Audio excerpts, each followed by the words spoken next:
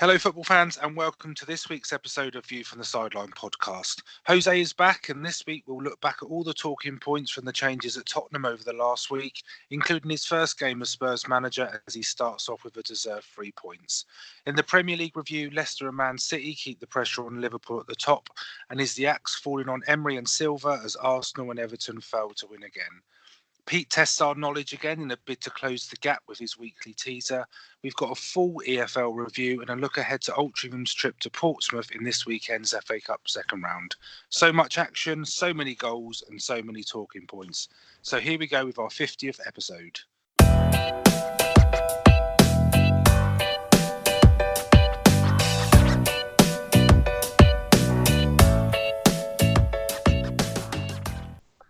Hello everyone and welcome to episode 13 of our second season on View from the Sideline podcast. It's Rich here and as always Chris is with us. How you doing, Chris? Hello, yes, I'm alright, Rich. You?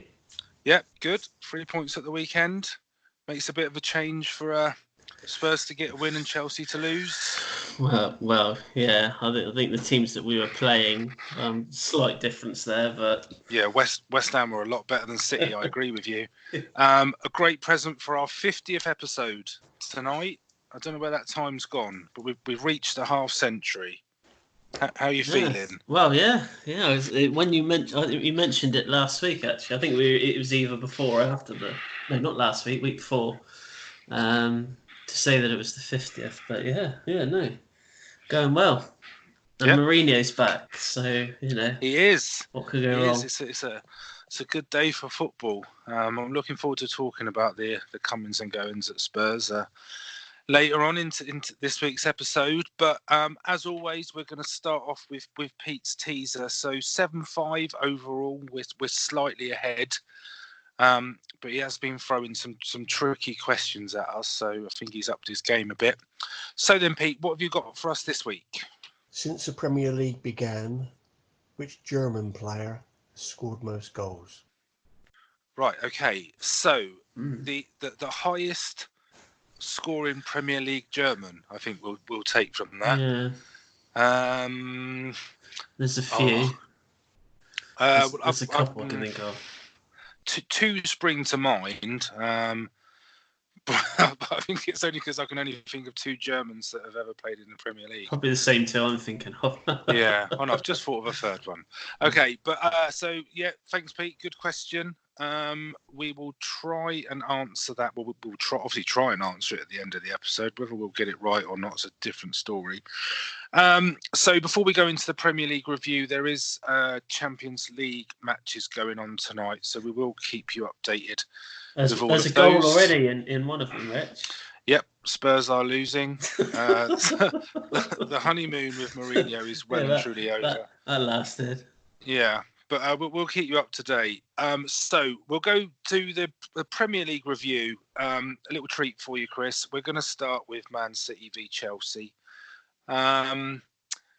Because it was a decent game, especially for the neutral. I'm not sure your thoughts. You seem to struggle against the top, so-called top six. That's the third. So United, Man City, and Liverpool you've played this season. You've lost all three. How do you feel? That is a slight issue, but I think on the whole, especially the Liverpool game, not so much the Man United game, but the Liverpool game and this game, we were probably the better team overall. I thought for the majority of the game, we probably outplayed Man City possession-wise. There is a little stat that came out of this that City had 46% possession, which is the lowest figure by a Pep managed side in his career. So yeah, I saw that. It's something like 381 games or something. But possession is everything, is it? So a good goal from Kante. I suppose this is the sort of role that we're used to him playing now, more of a forward midfielder, but I thought he took the goal really well. And unfortunately, when Man City did get the equaliser, which I thought both of their goals, I thought we didn't defend very well, especially Mahrez's goal very well. But on the whole, I wasn't actually that disappointed, to be honest. I know I said before the game I was quite confident that we might get something, but our heads dropped a bit after the first goal. But second half, I thought we were the better team again, but just the first goal lacked it a bit. That was all. I don't think there's a lot you could do about the first goal, because I mean it deflects to De Bruyne, and then he shoots and it's deflected in. But there's not an awful lot the keeper can do about it. Not so much the keeper, but the defence. There was at least 3 players there I thought could have, in the build-up, could have made a tackle. And the Mahrez one where he just got in between the 2 defenders. I can't even remember who it was now. That was a class goal. That was a really good goal. Not taking away from the finish or anything, but he shouldn't be getting in between 2 defenders like that. But yeah, on the whole, I wasn't hugely disappointed. You know, we're still, I think, 7 points clear in 4th. So, you know, as long as we can, I know we are losing against those top teams, but if we keep, you know, beating the teams below us, you know, we should be all right. I think Sterling's disallowed goal almost, and I tell you, so I know I've constantly used Son's offside goal against Leicester as almost like that's where the bar is set. You will not get any closer than that. This was even closer. I don't understand how that was offside. Literally, the lines were on top of each other. Yeah, it's sort of Sterling's shoulder versus the defenders. I think it might even be their thigh, the way their body's sort of angled. That just how that is called offside. I've got no. It's one of those though where, you know, I was grateful that it was offside, but obviously if it goes against you, it's probably more frustrating, I'd probably say, than. I wasn't. I had 3-1 in the predictions. I was gutted. Oh, for you, then it would have been drop me 7 points. Yeah, but you know, it's not saying that was a big game, but we got a huge game tomorrow night away in the Mestalla against Valencia. That's a huge game in the Champions League for us. Obviously, all 3 teams, Ajax, us, and Valencia, all on 7 points. So. Well, you don't want to go into that on the back of a victory, of a defeat. Sorry. No. So, but to be fair, if we can get a point out there, I think we can. I think we comfortably beat Lille at home. So, yeah, we need to get something tomorrow. You've cursed it now. Yeah. By saying it on the podcast, you've cursed it by putting it out there by saying you should beat them. I'll let you know how I feel tomorrow at 9:50. Pretty much how I feel now, losing to Olympiacos. But okay, so yeah, I mean a decent win for City. They're keeping the pressure on the top 2. So Sunday's game, probably a bit more entertaining. What a game it was! It was full of mistakes. So I have to say, I know there was a few goals, but Man United just makes so many mistakes, and it's their midfield. I think it's mainly their midfield that are costing them. You know, because defensively it wasn't too bad. It was just they kept losing the ball in the middle. Fred, I think if I was a Man United fan, I'd be wishing he'd get injured or something. I think he's just a liability. This match for me, I didn't really have a preference on who won, if I'm honest with you. But it was a roller coaster of emotion, really. When I saw the United team, and I know, again, we've mentioned this previously earlier in the season, their starting lineup, to me, just looks average. It doesn't look any better than that, really. The one thing I thought United would have in their favour was with Dan James, Rashford and Martial, their pace. And the way Sheffield United, the press they put on, and they like to get their fullbacks quite high up the pitch, I thought that would play into United's hands. But United couldn't get the ball through midfield, so there was very limited service. I don't think they really offered much threat at all in the first half. Oh no! And you mentioned their defence. I think that at the start of the season, the positive for United was their defence, because they'd bought Wan-Bissaka, they'd bought Maguire, and they seemed to be shored up a bit at the back. I think it's going the other way now. I think defensively they look really nervous. They do look nervous, but I endless amounts of passes from the midfield were just going astray, and that was just what caught my eye. But I think it's Phil Jones. Maybe yeah, it's Phil Jones because they started with. He was sort of 5 at the back, didn't they? With the 3 central defenders, and they used the 2 left and right back as wing backs. So it was something new from them, but I don't think it worked. I mean, no. What do you think on the first one? Is it a foul on Jones? I mean, I don't think it is. There wasn't too many United players sort of protesting that much. I just think no one really said anything, did they? He's been out muscled by the attacker. I think that's all there is to it, really. And I wasn't overly surprised when Sheffield United went 2-0 up. But well, that guy that scored the second goal, they were saying that he'd only scored was it Bournemouth he was at? He scored 4 goals in 58 games or something, and now he's scored 4 in 10 for. Yeah, Spurs have gone 2-0 down. Sorry, right? We're not gonna follow that match anymore, and I'm just gonna change my notes for the Spurs game. And I think they'll be slightly disappointed that they threw the 2-goal lead away, but. So that's one of my questions. So, because for me there was a huge shift in the momentum after United scored their.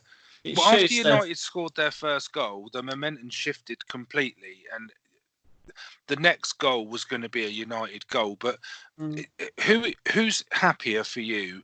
United from being 2-0 down, getting a point, but obviously they're disappointed because they were 3-2 up, or is it Sheffield United getting a point after being 2-0 up and then 3-2 down? Who's happier with the point? Because Chris Wilder he was pretty ecstatic when it went 3-3. So are Sheffield United happier? To be fair, any point that Sheffield United get, I think they're going to be happy with. To be fair, even when they're 2-0 up at home, you think? Yeah, I think they'll probably be the happier of the two after going 3-2 down as well. Especially the fans. I think that if you ask the fans at the start of the game if they could have a point there, they'd probably take it. To be fair, I know they've been playing well, but I think they showed a slight vulnerability. I think at the back when they started conceding the goals, they kind of imploded slightly. But the point keeps them top 5, top 6. So they sort of maintain their position now, but so 6. So another point. It's almost like another point closer to safety, but that's not their target. No, that's what Sheffield United's target isn't to stay in the league now. It's to. I'd imagine it'd be to top half finish. I think they'd be ecstatic if they finished top half. So we'll move on, but a good game, a good game. I think overall draw is probably a fair result, but we'll move on to 2 teams. I don't quite know how to describe it. So Arsenal, Southampton. So I guess the main question that everybody's talking about at the moment, he's second favourite to be sacked, to be the next Premier League manager to be sacked. Is it time for Emery to go? Well, I don't think it's helped that Poch going either. So I think it just shows fans that they can. At this stage of the season, a manager can get sacked, but it's not looking good for him. 52 days since they last won a Premier League game, so there is going to be questions, and they haven't improved. I think that's the main thing, and they just haven't. They've been having games like this all season, and they've not used. They've not seen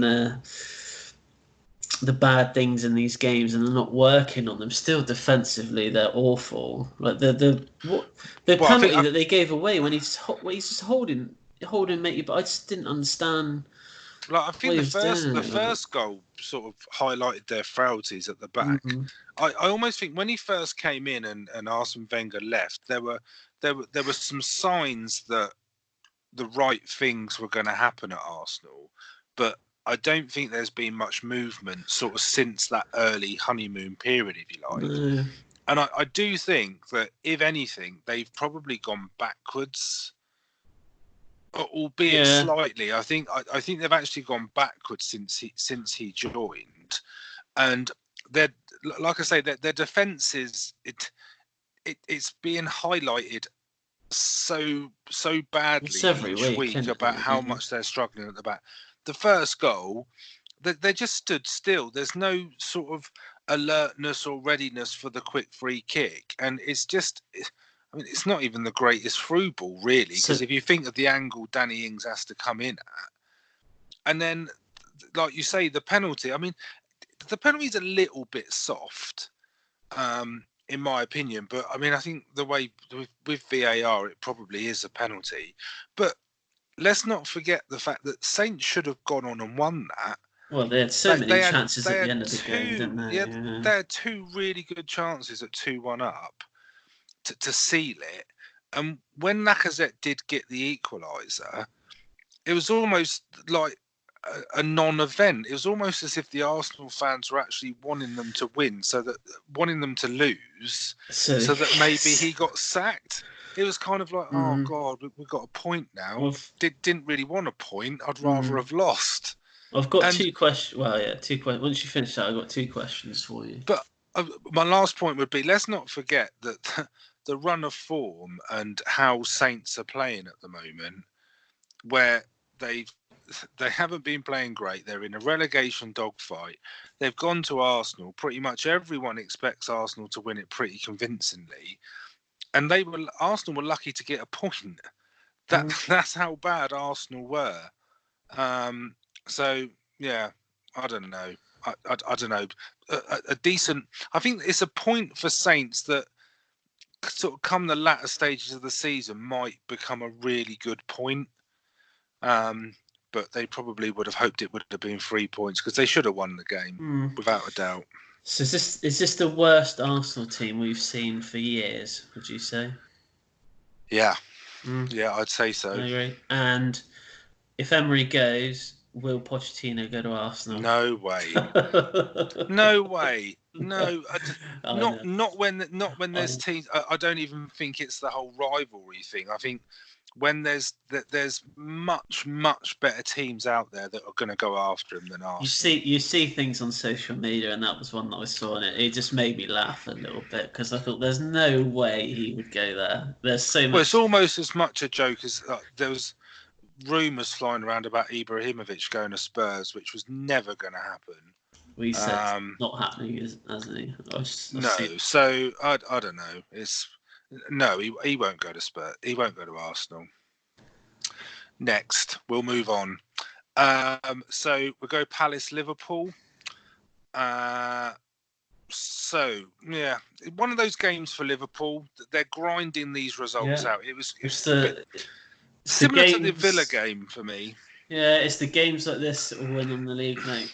I'm telling you. Yeah, no, exactly. This exactly reminds me of when Mourinho was first in charge at Chelsea for the first 2 seasons, more so the second season that we won the league. This is the sort of results he was getting. They were scrappy, win by like sort of one odd goal sort of game. So, like I said, it's going to be the results that win them the league like this. They can play. They don't have to play fantastic fancy football every week. I know they've got Mane, Salah, Firmino, but it's the scrappy one. I mean, they did the second goal. The second goal. Both were a little bit scrappy. Yeah, both were a little bit scrappy. But when I make the reference to the Villa game, I know they were sort of 1-0 down in the closing stages, but this is a different type of win. I mean, the scoreline's the same, but they go ahead, they get pegged back, but they just go straight up the other end. And yeah, again, both goals are pretty scrappy, and they are getting that little bit of luck. I mean, like the Tompkins goal that was disallowed in I think it's the first half for a sort of a push on Lovren from the corner.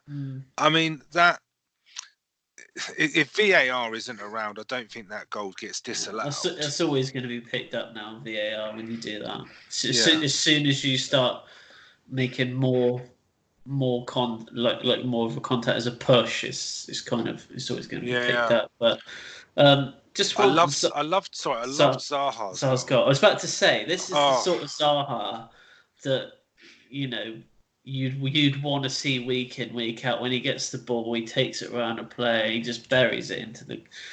But, I mean, he don't forget he started that move. He starts that move with a strong run down the left, and he finishes it. The way he lets it run across his body, he just takes the defenders out of the game completely. They're just chasing shadows, and then it's a good finish. It was a great goal. That's what I want to do week in, week out, isn't it? I'm really interested to see what happens to Zaha in the summer.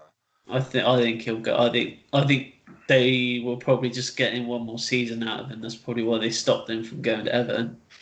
Yeah, I think I agree. I don't necessarily think he'll be sold in the summer, but I think there'll be a lot done ready for him to go. Yeah. Sorry, I don't think he'll go in January. Sorry, not the summer. No. But I think there'll be a lot of stuff done. Yeah, and he will go in the summer, but I'd be interested to see where he goes. But Palace gave a good account of themselves. I think they can be proud of that. There's no shame in the way they lost to Liverpool, but totally agree with you. They're the results that are going to win Liverpool the league.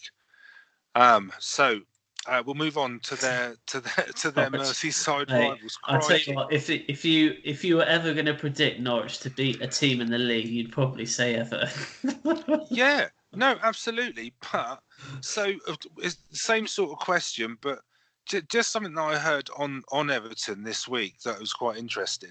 They've now been beaten by all three promoted teams without scoring against them. I think they've lost 2-0 to all of them.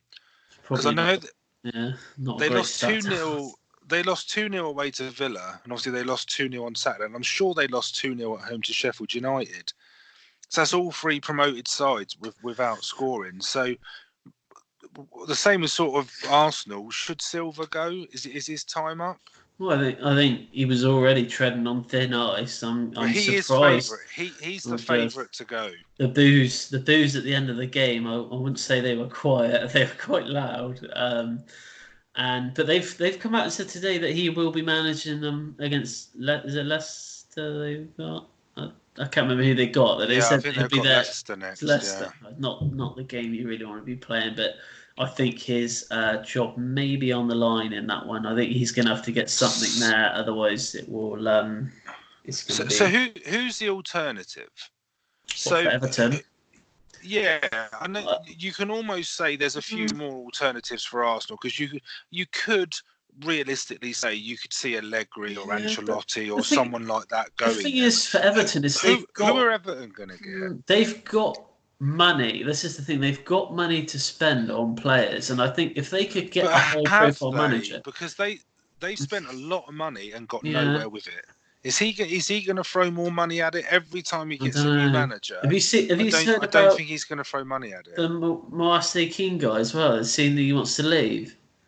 I don't blame him. He's not playing. I mean, I rated him when he was at Juve, and I think he came to the Premier League. I think I even put him in my fantasy team. I'd be looking at him because you could probably get him for less than what they paid for him as well. So He's only on loan. I think he's on loan, isn't he? I think they bought it. I think he actually did. Did they? It. Yeah. Well, I mean, they should start playing him because they need goals. They're in trouble. The thing I don't think David Moyes would be a bad shout going back to Everton, really, because the thing with this for me is Everton need to get a bit of a reality. Yeah. So I'm going to go back to my hating Everton. I don't hate Everton, but they need to get a bit of a reality check to realise what is their actual ambition. They are not going to break the top four. No. And I know Leicester are in there this year, but they're completely different clubs. They're not going to be able to throw money and break the top four. The thing was when David Moyes was there, they let Moyes go. One of the reasons behind it was because they thought he couldn't take them to the next level. But he was always a safe bet to get them 6th, maybe 7th in the league. So I don't, maybe they'll go back to him. I don't know. Okay, so we'll move on to the Amex for Brighton v Leicester. Leicester getting a 2-0 win, keeping the pressure on Liverpool at the top. Now, the first goal for me is what Leicester, I mean, they are more than just this, but on the break, they're so skillful, they're so dangerous and so quick that they can pretty much take on any team. And that's such a weapon for me. And they sort of break down play sort of midway between their area and the halfway line. And then before you know it, the ball's in the back of the net. It's very counter-attacking goal, wasn't it? It was I think it was from a corner, wasn't it? From Brighton's corner. Yeah, I think they are defending. Then they just even Vardy. I mean, Vardy's it's sort of first and second touch, so sort of pushing him away from goal. So you almost know that he's going to go at that angle to then square the ball for Perez to score, but. It's just, even in a close game away from home where, I mean, Brighton are more than holding their own, and it's probably deservedly a draw at that point. And just in sort of an instant, Leicester are 1-0 up. Any questions on the penalty? Yeah, well, it looks soft to me. I think it's one of those that if VAR isn't there, it's probably not given. The strange thing in the whole penalty situation with me was that although Vardy misses it, Maddison puts the rebound in. Why retake it for encroachment? If Maddison had missed the rebound and it had gone and Leicester lost the opportunity to score a goal, I'd understand it. But I didn't really get that. I know, is it the rules are the rules, so you've got to retake it? It just seemed a bit strange to me. There was about 15 players inside the box when he hit the ball. So. Yeah, but I mean, come on. I think there's been penalties this year where that's happened and they haven't been retaken. Yeah. I think just because he missed it. It's the only reason. The only one that has been retaken that springs to mind is Man City first game of the season against West Ham, but that's because they missed it. Yeah. So I think it's only if you miss it, isn't it? Because I don't think they're going to go back and. Yeah, but you missed it. But they got the rebound. Yeah, that's what I don't get. Anyway, it's a little bit Spurs relevant, but one of the questions that I've got, because there's a lot of talk about it, is Rodgers to Arsenal if Unai Emery was to go, and it's brought up this whole debate about. Just because Arsenal are a bigger club, would you go? Bearing in mind what Rodgers has done at Leicester, the project that he started, and even Spurs were after him by all accounts. But if I'm Rodgers, even if Arsenal come calling, I'm not going. I'd stay personally. I'd stay put. I would stay put. I think they're going to finish in the top 4. I don't think there's any question about that. So I think they'll have Champions League football next year, and I don't think Arsenal will. So, but he's got. I think project-wise, there's probably a better project working on a team at Leicester. I think. Yeah, I'd agree. Than what I think Arsenal, you're going to need to spend huge sums of money. Where I don't think at Leicester you probably need to. You've got the players there that give 100% every game. So yeah. Agree. But yeah, I mean, Leicester keep winning, keep putting the pressure on. I'm not saying they're going to win the title, but I think they're going to have a say in it. Oh yeah, and I think they're looking pretty good for top 4. So, talking to teams in form, Bournemouth Wolves. So another win for Wolves. I think if you go back to the start of the season, 1 win in their first 5. They're now sitting 5th in the league, and they haven't lost since. They haven't lost since mid-September. Yeah. The last game they lost was Chelsea at home, I think. That's what happens, man. And well, yeah, kind of with Leicester, I loved Wolves' second goal. Just the quick free kick, literally 3 touches, including the free kick, and it's in the back of the net. It definitely seems to be a way that they are scoring a few goals this season. The Traore run down the right-hand side, ball in, and Jimenez scores the goal. So great finish, definitely such a good finish. Oh yeah, he's very good. He's one of the best finishers in the league. Absolutely. What about the free kick? Their first goal, the free kick. It was a bit of a. I do like Moutinho. I think he's a good player. He's a quality the player. It's gone over the keeper's head, hasn't it, into the far corner. I think the keeper's just caught out, but I think he means it. I mean, he whips it in. Oh yeah. Just embarrassing if you're the keeper, isn't it? Well, he's probably not expecting it, to be honest. We have another gets booked and then decides to get another booking to get set up. This is slowly becoming our pet hate. The second yellow is ridiculous. Absolutely crazy. Yeah, absolutely crazy. And even from a manager's point of view, you just take him off. Just don't run the risk of doing it. Even though they actually scored when they had 10 men, but. Well, I think that's going to have to be a thing going forward. That as soon as you get a yellow, the manager will take you off, because there's a lot of players. Not so much. It doesn't matter in this game as much. But if, come towards the end of the season when you've got to pick these points up, it's gonna, it'll affect the team. Well, yeah, but yeah, I'm with you. Stupid yellow. But yeah, Wolves keep winning, and I think with all the managers that are at risk, I think there's going to be a bit of a spotlight on Eddie Howe. I think he's going to be linked with a few jobs in the coming weeks. So it'll be interesting to see. I think he'll be the one that if Emery goes. I think he'll be one of the favourites to take over at Arsenal. I think he'd do a good job at Arsenal, but it'd be interesting to see how Bournemouth go in the next couple of weeks, if there's a lot of speculation. Another manager under pressure. So Watford, Burnley, and it's not Sean Dyche. Crikey, when are they gonna? When are they gonna get out of it? I feel so sorry for Ben Foster. It's like attack v defence every game. It's just the same every week, isn't it? They just can't. They can't defend. They can't pass the ball in midfield, and they can't score goals. No, but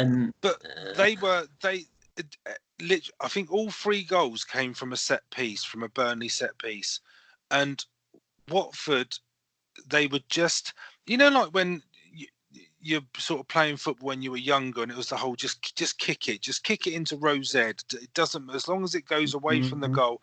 That's almost what Watford need to do. It's just trying to play too pretty, aren't they? Stuff. Absolutely, too much. They need to play ugly football, which is not what Watford do. So I can kind of understand why they're trying to keep to the way that they play and play pretty football, play out from the back. They've got some pace up front, etc. But they're causing their own problems, in my view. The thing is, and especially with the manager situation now, they threw the towel in on the first manager after 4 or 5 games.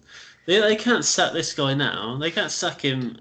They can't sack him now they've brought him back. No, this just seems ridiculous. And I've seen that they've said that they're not going to sack him anyway. But it was just typical Burnley, wasn't it? It was just ball into Chris Wood. Just gets on there. Yeah, he's having a good season. I had to look up how many goals he'd scored, because I thought he's got 6 so far this season. Yeah. But I thought he had more than that, but he's having a really good season. Yeah, he was good for Leeds. When he played for Leeds, he played well for them. But Watford, who knows? Well, there's no way they're too good to go down if they don't change. And I almost thought this about Saints before they got the point of the weekend. That something needs to happen, otherwise they're going to get cut adrift. And it's the teams around them that, especially like yesterday, we'll go to Villa next, but with Villa getting the 3 points, that pushes them further up. And then you've got teams like Everton and West Ham that are sort of in the bottom 6. If you had to back teams to get out of trouble, you're going to back Everton, West Ham more than you're going to back Watford. Definitely. And I think that's going to be their problem. But Burnley, like with Wolves, Burnley, completely different side now. They haven't got Europa League to worry about. Comfortably in the top 10. Saturday was their second 3-0 win in a row, so they're doing really well. I'm just gonna give you a quick Champions League update. So Courtois has just been sent off for Real Madrid against PSG. I think Tottenham have just scored, mate, as well. Oh, have they? Just Jose on half time. Mourinho. Yeah, they have just scored. Right, it's back on. Right, so we'll wrap up the Premier League review. Dele Alli. He's on fire. So Villa Newcastle. I fancied Villa in this one, especially at home. Grealish was back. Newcastle not great on their travels. I just thought it was kind of a workmanlike, decent performance, and Villa thoroughly deserved the 3 points. Yeah, I had Villa to win this one 2-0 on a predictions at work, so I was pretty happy with that. But Liam was messaging me throughout the game, updating me, so he was pretty happy. So we should have got him on. No, we only get him on, mate, when they lose. Oh yeah, I forgot that rule. It's a lot. I forgot that rule. It's a lot more entertaining. You know the rules. Yeah. But a good 3 points for Villa. Steve Bruce going back there and not having the best of times, but it's one of those where there's a couple of times this season Newcastle just haven't seemed to offered a huge amount going forward, even though they've got the pace in that Sam Maximan. And I just think they're inconsistent. They'll have a really good game and then they won't. And I think one of Newcastle's problems is their squad depth. I know Trezeguet for Villa, he's been playing pretty well recently, but he was dropped. I think he was dropped or he was injured. And that Connor, is it Houlihan or Honorahan? Yeah. He came in, he gets the goal, gets the assist, and it's almost like that. I would almost put Villa and Newcastle in the same sort of bracket, but Villa seem to have that little bit more depth when in the squad. And I'm sure when this fixture is flipped and Villa go to St James's Park, the result will probably come out the other way. I just think Newcastle don't travel great, and Villa are pretty decent at home, so it wasn't surprising. So no.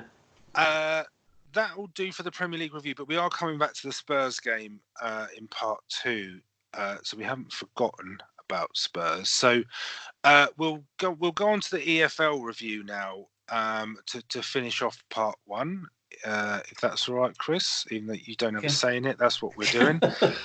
I'm just being polite. So. We're starting the Championship. So West Brom, they kept their 2-point lead at the top after a 2-1 win at home to Sheffield Wednesday. That was their 3rd win in a row. Leeds moved on to 34 points and up into 2nd after also winning 2-1 away at Luton. They replaced Preston, who dropped to 3rd after losing 1-0 away at Derby. Fulham, they move up to 4th after beating QPR 2-1 on Friday night, and they're joined on 29 points by Forest, Swansea and Bristol City. Nottingham Forest drew 0-0 with Bristol City at the weekend, and Swansea lost 1-0 at home to Millwall. At the other end, Barnsley, they remain bottom after another defeat. They lost 3-2 away to Blackburn. They're now 5 points behind Stoke after they won 2-1 at home to Wigan. That win put Stoke level on points, so 14 points with Luton and Middlesbrough after Luton lost to Leeds and Middlesbrough. They drew 2-2 with Hull on Sunday, despite leading 2-0 in that match. So Barnsley getting cut adrift a bit. Stoke are on the up, looks like.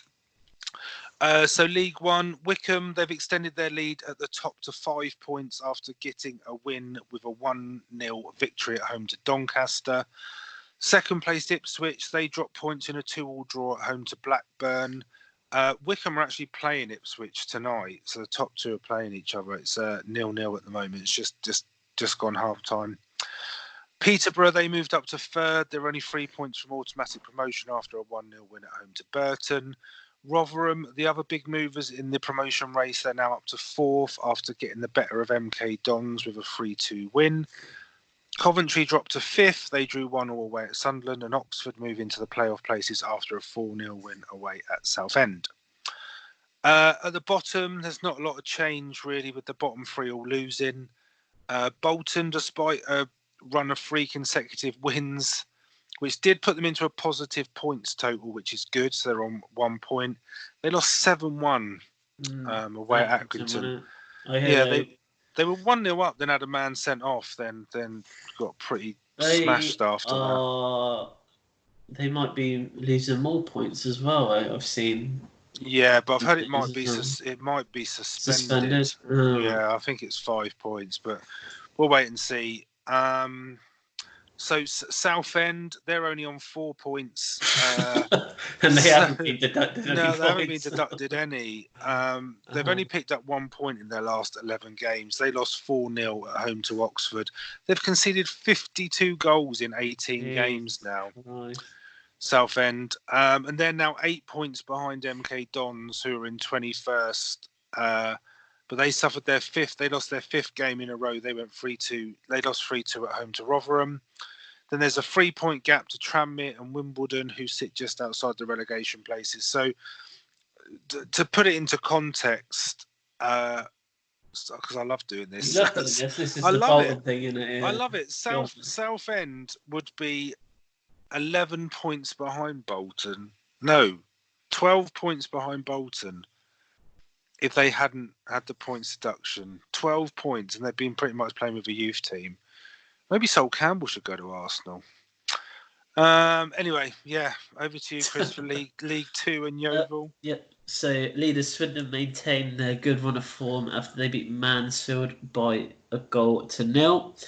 Second place Forest Green beat Leyton Orient 4-2 away, whilst Crewe in third stuffed bottom side Morecambe 5-0. Exeter are in fourth. They beat Crawley by 1-0, and Northampton moved into the playoffs after a 2-0 home win against Grimsby. Cheltenham are sixth. They slightly slipped down the table after they picked up a point against Colchester, and the remaining playoff place is with Bradford, but they actually lost to Plymouth. Like I said, Morecambe are still bottom. They suffered a 5-0 thrashing at the hands of Crewe. Moving into the National League, Yeovil drew 3-3 at the weekend against Wrexham. Currently, were they ahead twice? Twice, yeah. Twice they went, times? Yeah. They went the guy got a hat trick, didn't he? Yeah, Reece Murphy scored a hat trick. His first hat trick for Yeovil. I can't even remember the last one. Whatever. Hat trick. I reckon it must be for a good 4 or 5 seasons, I think, since they last scored a hat trick. So they were in 5th, but they are playing Aldershot tonight. And that game is currently 1-1. Aldershot took the lead, but Yeovil have since equalised through Albie Skendi, and they are currently in 4th, so they have moved up a place because Solihull are losing by 1-0. So live update. They're 4th based on the point tonight. Yeah, based on current results. Yeah. Okay, still at the top, still chasing promotion, which is good. They should win tonight as well. They should go ahead and win that game, please. You've cursed that again. So just to finish this section off, we will have a quick, because obviously it's the FA Cup this coming Saturday, and we've got our team Altrincham who travel to Portsmouth in the second round. So bit of a form guide. We'll just let you know how Altrincham are getting on. So they do go into this match in great form. They're unbeaten in their last 10 games, which is a great run. 6 of those have been in cup competitions. I know we've mentioned in the past about sort of league postponements and that, but they have played a lot of cup games. But going into a cup game, you want to be in good form in the cup, don't you? So definitely, yeah. That's a good thing. At the weekend, they beat York 1-0 in the FA Trophy. For those that follow Altrincham and listen to the podcast, that you'll know that was I want to say replay, but it wasn't a replay. It was the same match as they played in the first round of the FA Cup away at York, and also won 1-0. Which was good because York are top of the National League North. So Altrincham, they're currently in 15th again, but they've got quite a few games in hand when it comes to the league. And their opponents, Portsmouth, so they're playing tonight. They're currently 2-1 up against Rotherham. They also go into the match in good form. They're unbeaten in their last 6 with 4 wins. I do remember maybe a month or so ago, we were talking about Pompey struggling. But they're currently 11th, and they hold on to the win tonight. I think they'll go into the top 10. It's going to be tough for Altrincham, I think. It is. It's going to be a tough game for them. Yeah. And in true FA Cup style, you have to make a statement about how many league places are between the two teams in the football pyramid, because that's just what you do in the FA Cup. So there's 74 places between Portsmouth in League One and Altrincham in National League North. So, I mean, realistically, Pompey are going to go into the match as strong favourites, but in the FA Cup, that doesn't mean a lot, really. Being favourites can sometimes put pressure on you. So look at Spurs in the Carabao Cup earlier this season when they absolutely we didn't want to win that. It was all part of the bigger plan. And then let's not also forget the Premier League, the big boys, Championship Premier League. They join next round in the FA Cup. So I suppose the draw's on Monday night, isn't it? Yeah, I think it will be. Yeah. So if Altrincham ever needed any sort of motivation, that the fact of a bumper tie in the next round should do the job. And I mean, we're following Altrincham. They're our team in this round. They're the first ones in this feature that have got us through a round. Yeah. And yeah, also, Chris, I don't know if you know this, they've been drawn against Farsley in the FA Vars. The trophy, so, Yeovil have got Welling. Oh, okay.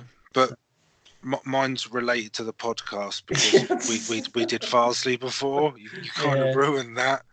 So, yeah, big up Luke Parkin, who we did an interview with. Great guy. So Altrincham and Farsley. But yes, and we're from Portsmouth's rival town, although we don't get involved in that. But so it should be a good game. It should be a good game. So that is the end of part one. We'll be back in part two with a predictions update. We'll give you Chris's Wonders of White, which I'm sure will have a Chelsea stat in there somewhere.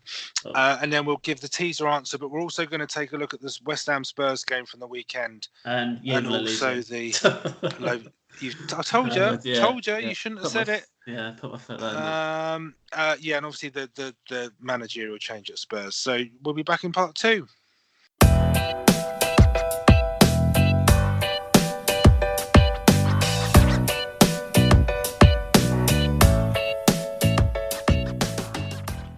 Hello and welcome back to part two of View from the Sideline podcast. So we're going to just give a quick update on predictions to start off part two, and then Chris is going to do his stats, and then we're going to get into the nitty gritty with the situation at Spurs. So you may have seen on social media today, so we've put the results out for the weekend's predictions. I took the win with 12 points. I'm not going to say I'm sorry for boasting. I'm not, because I need the points badly. But I was so close because I had Spurs to win 3-1 against West Ham. And you're not going to beat my high score. So let me finish. There was a really late goal from West Ham, so I lost the 10 points there. And also Raheem Sterling's goal, which shouldn't have been disallowed. I would have got 10 there as well, so I would have been level with the highest score, so I'm a bit gutted. And it was only the golden goal, Chris, for you that saved your blushes. I see the guests. Our guests are winning overall as well. 6. Yeah, they are. 5, yeah, and a couple of ties. Anyway, so this week, we've got another predictions round coming up for this weekend, and then we've got a midweek special next week because there are Premier League games. Chris and your old man is our guest this weekend. Yes, he's going to be predicting the scores. Are you predicting that you will beat him or not? Bearing in mind you just said Yeovil will win and that they're now losing. So well, I'm going to get the highest score that you've ever seen this weekend. I'm backing your dad to beat us both. I'm just going to put it out there now. Brilliant. And there's no shame in that. There's no shame in we clearly think we know more than we do because the guests are beating us. So those scores will be out over the next couple of days, and then, like I said, I think there's a full Premier League program next Tuesday to Thursday. Yeah. So So next we've got a special predictions for that week. For the midweek game, sorry. So, Chris, do you want to take us through your stats in the Wonders of White? So, the Wonders of White, the special edition, the Jose Mourinho edition of Wonders of White. Oh, my hero. So, technically not Chelsea related, but, he's got a lot of history with the club. So, anyway. So, Mourinho was once offered the assistant manager job in 2000 at Newcastle under Sir Bobby Robson. Bobby Robson told Mourinho that he could manage the club within the next 2 years of joining, but Mourinho declined the offer to take up the assistant's role at Benfica. Well, you would, wouldn't you? Mourinho has won more competitive matches against Tottenham during his managerial career than against any other team. But so I think he's managing a little. Is he going to take tonight as a win against Tottenham? He can't get any worse now for that. So. Mourinho holds the third place in the most successful managers of all time with 25 senior trophies. And he is the only current manager to have spent over £1 billion on transfers. There you go. I feel like I'm connected to Jose a little bit more now. I hope Levy's got deep pockets. Which brings us on nicely to the West Ham Spurs game. I think we can probably clear the match up pretty quickly. Well, I certainly can. I guess being a Spurs fan, I should take the lead on this one. There was definitely some standout performances, but some very. There were, and to say I've sort of changed. I haven't changed my opinion so much from sort of when Pochettino sacked and Mourinho got the job literally like 12 hours later. But from the perspective of the match, I think that the initial lineup, I mean, and Mourinho did say that he wasn't going to change an awful lot. And let's be honest, he hasn't got an awful lot of options to change it that drastically. But from the perspective of the match, I was really impressed with Kane, Moura and Son as the front three. Yeah. It looks very attack-minded, very pacey, very direct, sort of very threatening, I think, but in a football way, not in a violent way. I don't think Son could be violent in any way whatsoever. I don't know. I've seen some of his tackles this season, and I kind of think that the front three were almost let off their leash a little bit because there was a different feel about it. The main difference for me was Dele Alli. I thought he had an unbelievable game. His flick for the second goal was just out of this world. Really, it was so good. More sort of freedom. Do you think Mourinho said to him, you don't concentrate yourself in just one place in the game. Move around more. Yeah, probably. I mean, he was probably given a bit more of a license to sort of roam in that number 10 role, if you like. Because that's what it felt like. It felt like that he was. I wouldn't say like he's been more defensive minded under Poch, but I would say I definitely saw an improvement in him when. Yeah, I mean, he was so good. Then he got injured, and then his form dipped. And I'm not saying that he was better Saturday because Poch has left. But I think it was just he probably was given that bit more of a free license, if you like. So those four I thought played really well for Spurs. I thought Eric Dyer looked solid in a holding midfield role. The interesting thing with that would be because Mourinho likes Dyer. I mean, there's been constant rumours with him being linked to United when Mourinho was there. So how Mourinho feels about Sissoko would be quite interesting because Ndombele being the club record signing, he has been the sort of shining light for Spurs this season. So I can't see him not playing. No. So it's almost if Mourinho goes with two holding midfielders, it's between Sissoko and Dyer. Harry Winks came in. I thought he had a decent international break with England. Tottenham just scored. Have they 2-2? That's because you said they're going to lose. You don't know anything. We need to get a new co-host. Anyway, Harry Kane scored. So Winks, I mean, he kept the game ticking over for Spurs, which is what he does. Even Serge Aurier played pretty well. His cross for Harry Kane's goal, the third one, was a beautiful cross. Oh, yeah. He's still got an error in him, and I read that Jose isn't a huge fan of him. So if you believe that sort of what you're reading, I think right back might be a position that Jose addresses pretty quickly with Spurs. But to sum the game up, or to summarise it, 3-2 flattered West Ham because they didn't deserve that close a score. Spurs should have won that 4-5-0 pretty comfortably. Mark Noble, for me, was the only player who really turned up for West Ham. Anderson, we've mentioned him before. He was non-existent. He did nothing whatsoever. And I think anything all season. No, and he was decent last season. He was being linked to all the big clubs, and I think it's 11. I want to say it's 11 games that West Ham haven't won in now, which is just ridiculous. So that's the game. Now let's get on to the management bit. So,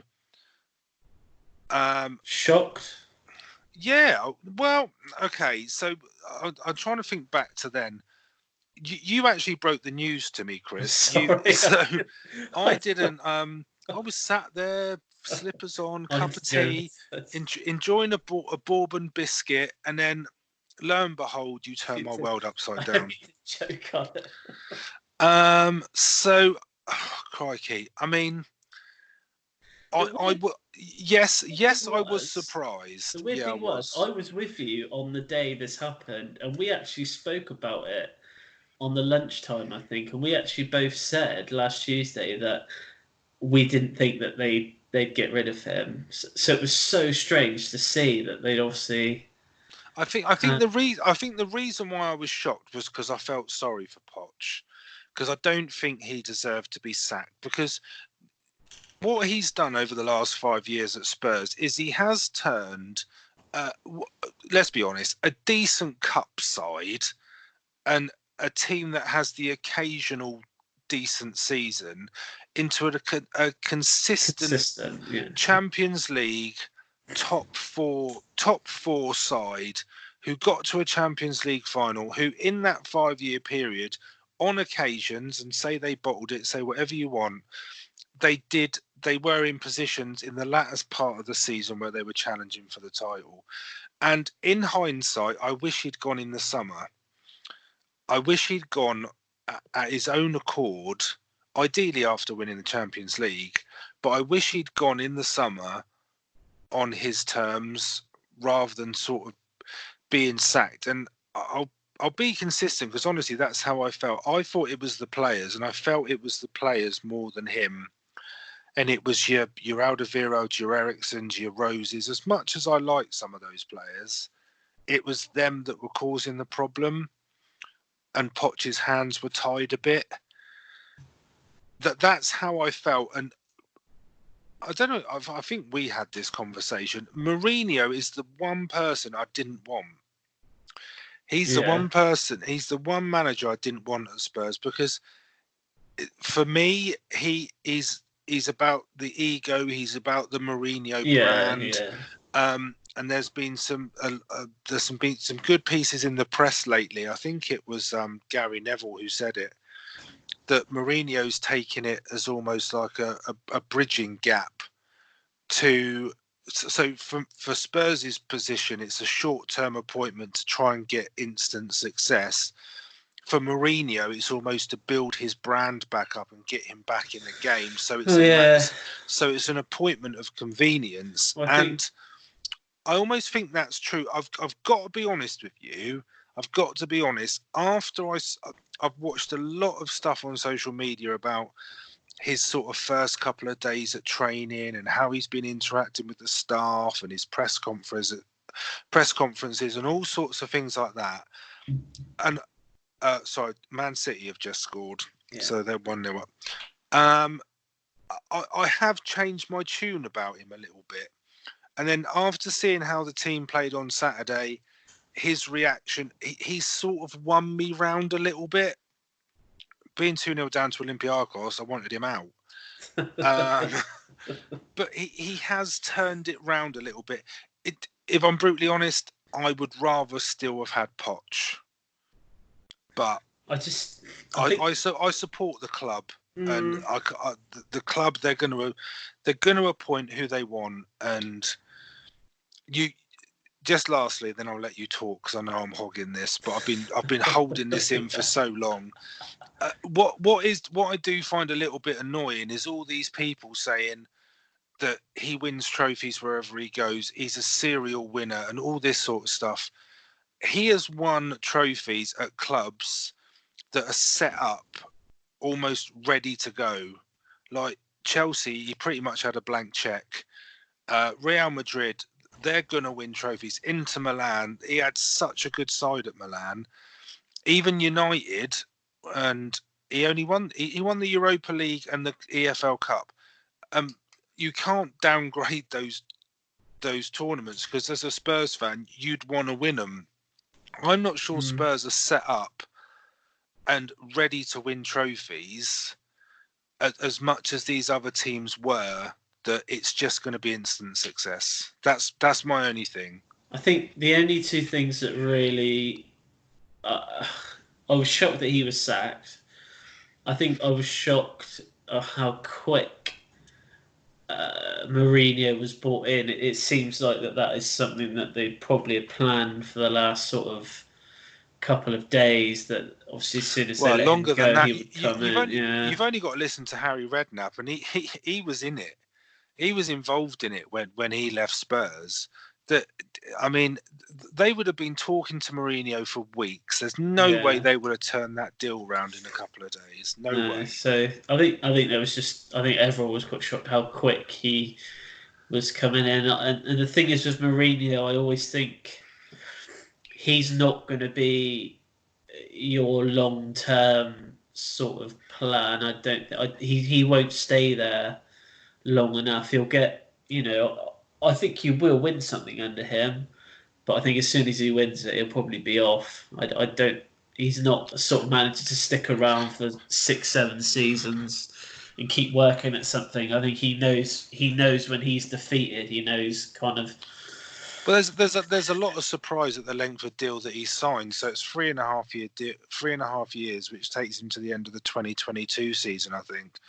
And one of the frustrating things would be, and especially for me, because I was a huge fan of Poch, is that Mourinho historically spends a lot of money, and I'm not saying he buys success, because I don't think he does. I think he is a great manager, but he spends a lot of money, and if Daniel Levy and the Spurs board are going to back him by spending this money, there would be a huge frustration as to why they didn't do the same with Poch.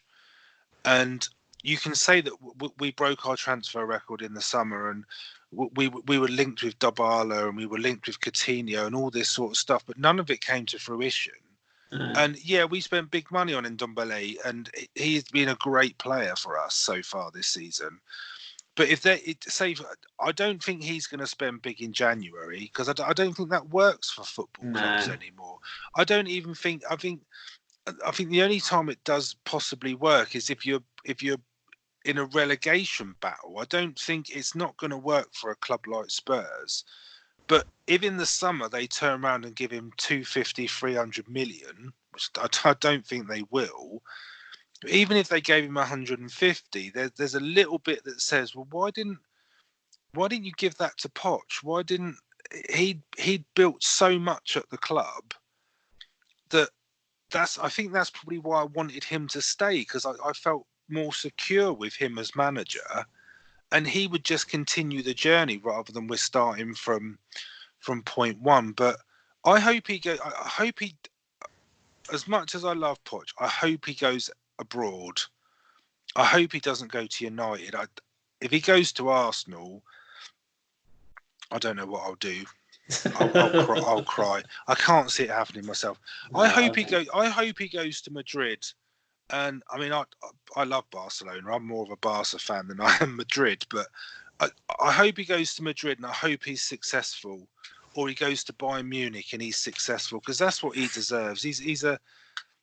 I don't know him personally, obviously, but he seems like such a nice guy, and I just feel a bit sorry for him that he got the boot. And I would rather he had stayed and they backed him, but they haven't. And I'm a Spurs fan. I support the club, so you've got to kind of.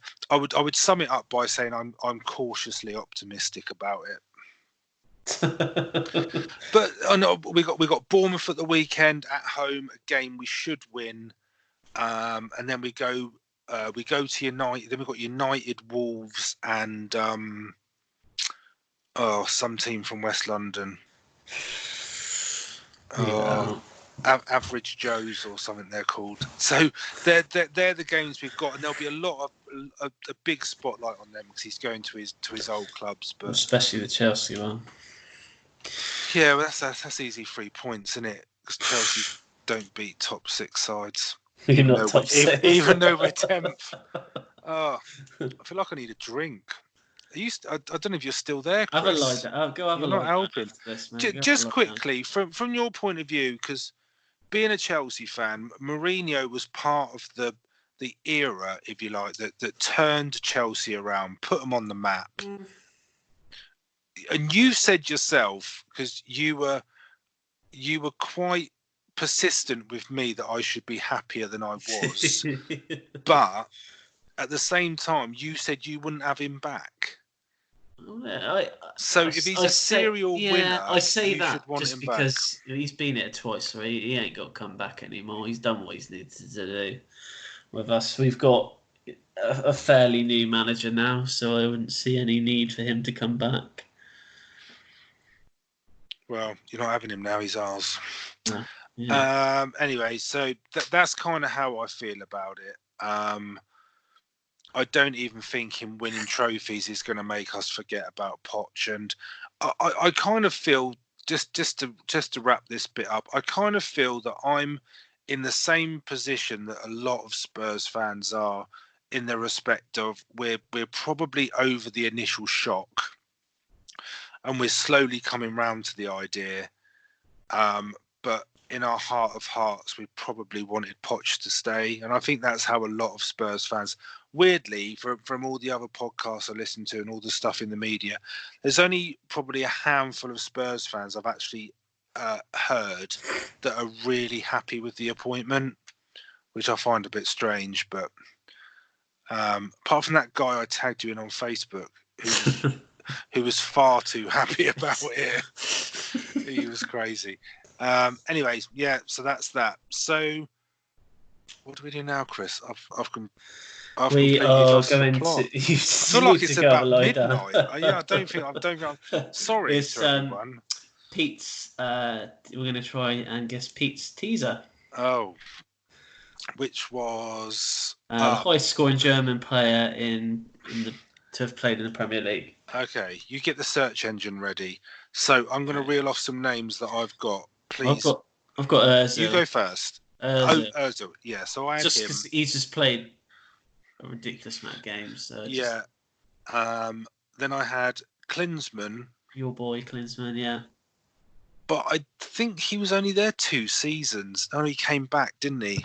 So Ozil, Klinsmann.